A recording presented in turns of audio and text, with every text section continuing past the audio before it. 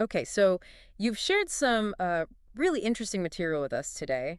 It's all centered around the Cisco SD-WAN Solutions Certification Exam, the 300-415. That's right. Yeah, focusing on the 300/415. And what really jumps out, I think, is the focus on the practical stuff, the nuts and bolts, how you actually implement and manage these networks. Exactly. And our job here, I suppose, is to take these practice questions you've got and the explanations and really pull out the core understanding. Yeah, the stuff that's crucial.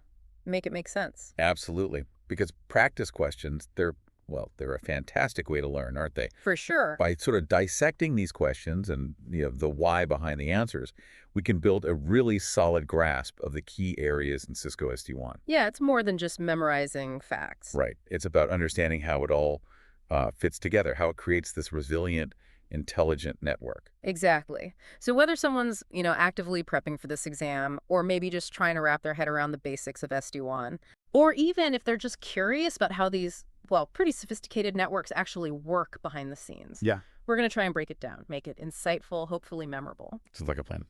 Okay, so let's dive right in. First question. This one tackles how you establish those secure control connections. Seems pretty fundamental. It really is. And what's quite interesting here is how Cisco built security right into the foundation of the architecture. Yeah. It starts with how the components talk to each other. Right.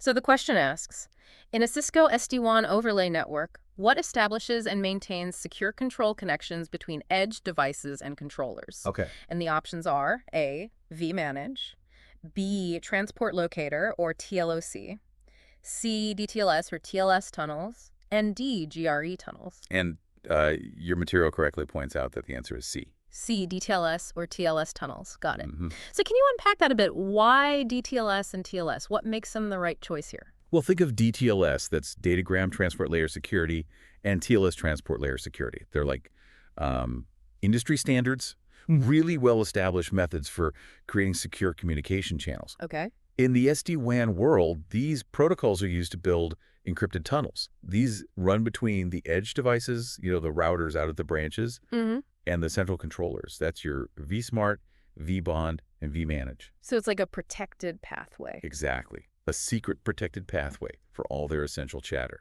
And it's not just encryption, it's also authentication, making sure the devices are who they claim to be. Right. So verifying identities, too, that's key. What kind of information actually travels in these tunnels? Oh, all the critical control plane stuff. Yeah. We're talking routing updates, how the network figures out the best paths, Okay. the policies that dictate network behavior for different kinds of traffic, Uh-huh.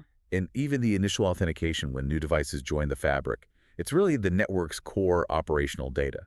Wow. Okay. That really highlights why this needs to be locked down so tight. It's not just user data, it's the actual instructions making the network run. Precisely. So why is this secure control plane just so fundamental to the whole SD-WAN idea? Well, if you zoom out a bit, without these secure connections, the whole fabric would be, frankly, incredibly vulnerable. Yeah, I can see that. Imagine someone injecting false routes or messing with the policies. That could cause huge outages, serious security breaches, a complete breakdown of trust, really. Right. DTLS and TLS provide that crucial layer of authentication and confidentiality. It ensures the network's brain, the control plane, can't be easily compromised. Especially important when traffic might cross the public internet, I guess. Absolutely critical then. Yeah. Okay, that makes perfect sense. You definitely wouldn't want just anyone telling your network what to do. All right, let's switch gears. Second question. This is about zero-touch provisioning, ZTP. Sounds like a real game changer for deployment. Oh, it really is. It's all about efficiency, scalability, getting new sites online with minimal fuss. Okay, so the question. Which two conditions must be met to successfully onboard a WAN edge device using ZTP? Lots of options here. Lay them on me. A device connected to vManage via VPN. B WAN edge must have a pre-installed root certificate. C device must reach the vBond orchestrator to initiate. D serial number listed in vManage inventory. And E manual config loaded via console. Okay. And your materials flag B and C is the correct one. Yes, that's right. B and C. Can you walk us through why those two are the absolute keys for ZTP? Let's start with B, the pre-installed root certificate. Okay, so think of this root certificate like a digital birth certificate, or maybe an identity tag Hmm. that's embedded in the device right at the factory. Uh-huh. When a brand new, totally unconfigured WAN edge boots up and tries to connect to the SD-WAN controllers for the first time, Yeah. this certificate lets it securely identify itself and, crucially, authenticate to the controller, specifically to vBond initially. So it establishes trust right away. Exactly. A fundamental root of trust from the get-go. It proves the device is legitimate, part of the organization's setup. Okay, like a pre-verified ID. Makes sense. What about option C then? The need to reach the vBond orchestrator. What's vBond doing here? vBond. It acts as the orchestrator and the initial point of contact for any new WAN edge joining via ZDP. The first handshake? Kind of, yeah. When that new device powers up, its very first job is to find and connect to vBond. Then vBond does that crucial authentication using the root cert we just talked about. Okay. But it doesn't stop there. vBond then acts like a central introducer. It securely connects the new WAN edge to the other key controllers, vManage for management and config, Right. and vSmart for policy and routing info. So vBond is like the network's welcoming committee and matchmaker. Huh. That's a great analogy. So the new device says, hello, vBond, here's my ID, and vBond says, welcome, let me introduce you around. Pretty much sums it up. That really clicks. It shows how those two things, the cert and reaching vBond, enable this super streamlined, secure deployment. No need to manually touch every box. Precisely. It cuts down deployment time massively, reduces errors, Yeah. especially when you've got tons of sites. Yeah, it really highlights those efficiency and scalability benefits of SD-WAN. Okay, cool. Let's move to question 3. This one's about application-aware routing. ARR. Sounds smart. It is. This is where the SD-WAN fabric really shows its intelligence, its adaptability. It goes beyond just basic connectivity. The question is, what is a primary function of application-aware routing in Cisco SD-WAN? Options are A, encrypt traffic, B, prioritize based on source IP, C, dynamically steer traffic based on real-time application performance metrics, D, replace OSPF BGP. And the correct answer there is C. C again, dynamically steering based on real-time performance. How does AR actually do that? How does it make those decisions? Okay, so AR is constantly keeping an eye on the performance of all the available transport paths you have, your MPLS, broadband, maybe cellular links. All the ways out. Exactly. It actively monitors key metrics like latency the delay, Right. jitter the variation in that delay, Right. and packet loss on each path. Okay, constantly checking the vital signs. Yep. Now, the crucial part is you define policies based on what different apps need. You might say voice and video need low latency, low jitter. Makes sense. So based on those real-time measurements in your policies, AAR dynamically picks the best path for that specific application traffic at that exact moment. So if one path starts getting flaky latency spikes or packets drop, AAR can just automatically shift that critical apps traffic to a better path, even mid-call. Spot on. If the current path degrades, AAR intelligently and automatically reroutes the traffic to a better performing path, often without the user even noticing. Wow. It ensures those critical apps like that voice or video call maintain performance, give you that smooth experience. So the network's actually thinking about the application's experience in real time. That's a big shift from traditional routing, isn't it? It really is. It's making the network adapt to the apps rather than the apps just coping with whatever path they get. Yeah, that choppy video call example really hits home. AR is working behind the scenes to fix that. That really clarifies the real-world relevance. Definitely. It's a much more application-centric way of doing networking. Okay, question 4. This dives into a really core concept, the difference between control policies and data policies. Sounds like different rule sets for different jobs.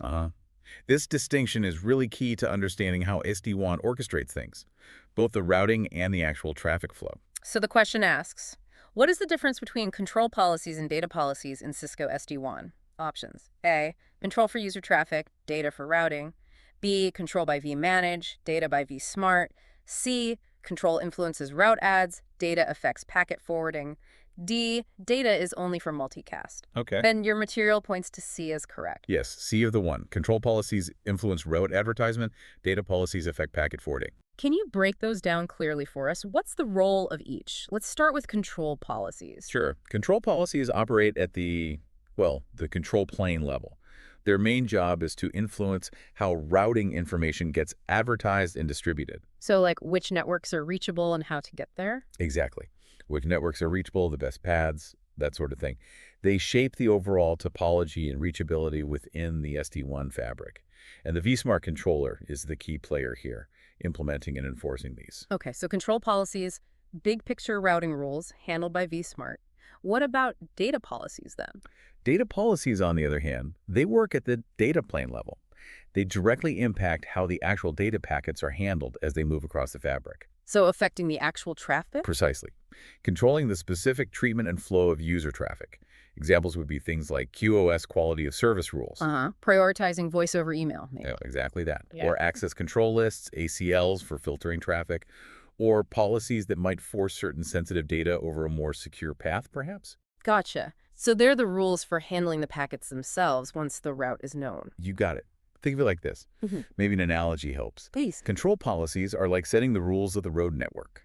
You know, which roads exist, the main routes, maybe general traffic flow rules, managed by, say, the city planners, that's vSmart. Okay. Data policies are like the specific traffic laws on those roads. Speed limits, lane restrictions for trucks, maybe specific rules for emergency vehicles, things that directly affect the packets actually using the roads. Enforced locally on the routers. That's really helpful. Control policies are the roadmap and general rules. Data policies are the specific traffic cops and signs on the ground. Exactly. Strategic versus tactical, in a way. Brilliant. Okay, last question for this deep dive. This focuses on the vManage dashboard, specifically a tool for network visibility, keeping an eye on things. Yep. Effective management and monitoring are, well, absolutely vital. And vManage is that central hub, that single pane of glass.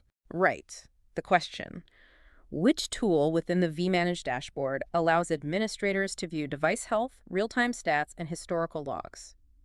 Options: A. Config Wizard, B. Real-time Log Analyzer, C. Network Discovery Tool, D. Monitor Dashboard. And the answer here, according to your notes, is D. D. The Monitor Dashboard. Makes sense. What kind of stuff does an admin actually see there? Oh, the Monitor Dashboard in vManage is really the go-to spot. It gives you that comprehensive overview of the whole SD-WAN deployment. The single pane of glass view. That's the term, yeah. You see the current health status of all your devices. Are they up? Any alarms? It also provides real-time stats on interface performance, bandwidth use, errors, key metrics as they happen. Data. Live data. And critically, it gives you access to historical logs, which are just invaluable for troubleshooting past problems, spotting trends, doing root cause analysis. So it's not just a pretty picture, it's actionable info. Absolutely. Day-to-day operations, proactive monitoring, deep troubleshooting. Yeah. It's all there. It's probably the first place an admin looks to take the pulse of their network. Right. But is everything running okay? Any fires starting? Exactly. It gives that immediate visibility and the tools to dig deeper if something looks off.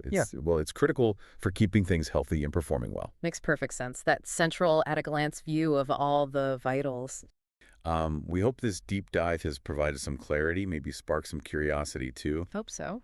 The world of networking is always changing, always more to learn.